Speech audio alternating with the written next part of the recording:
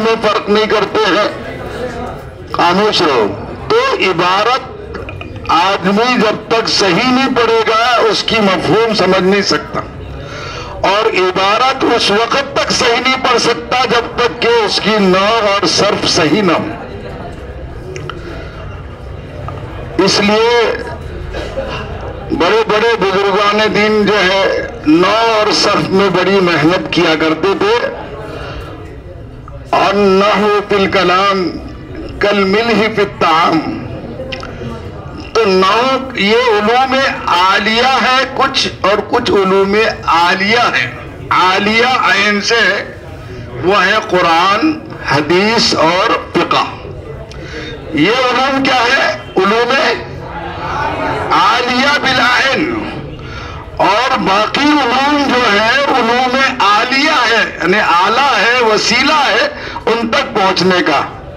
علوم عالیہ میں کمال حاصل نہیں ہو سکتا جب تک کہ علوم عالیہ میں آپ کامل نہ ہو۔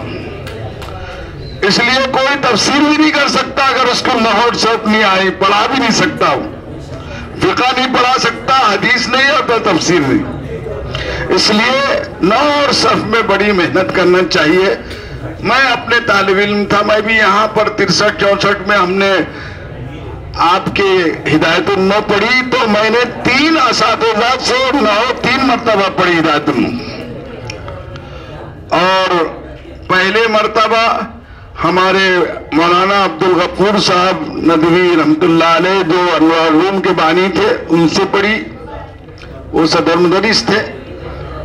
دوسری مرتبہ میں نے مفتی معیز صاحب جو امیر شریعت ہے، مولانا فاروق صاحب رحمت اللہ علیہ، ان کا پاکستان میں انتقال ہوا، ان کا کباڑی پوری میں کمرہ تھا، بہت بھینسوں کی وجہ سے بڑی گندگی رہتی تھی۔ ہم ان کے دیے ہوئے وقت پر عصر سے مغرب تک جا کر دونوں مل کر ہدایت النحو پڑھتے تھے۔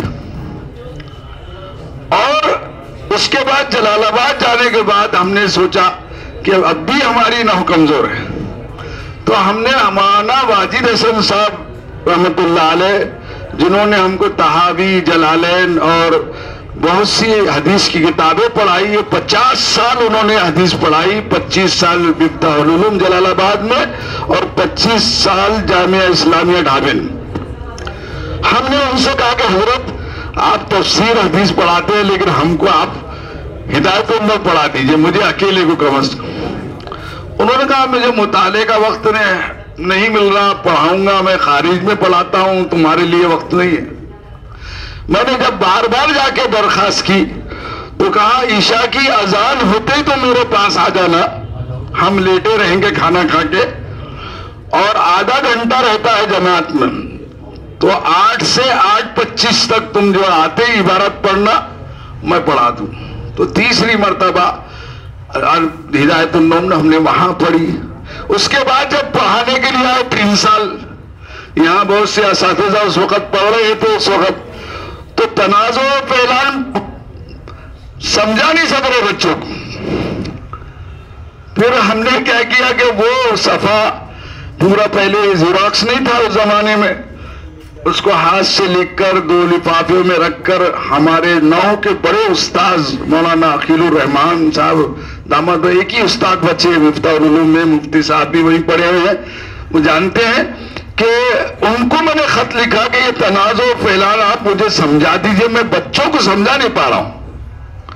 تو جناب انہوں نے لفافے میں لکھ کر پھر 1 ہفتے کے بعد آیا، پھر ہم نے بچوں کو پڑھایا۔ تو نحو اور صرف بڑی اہم چیز ہے۔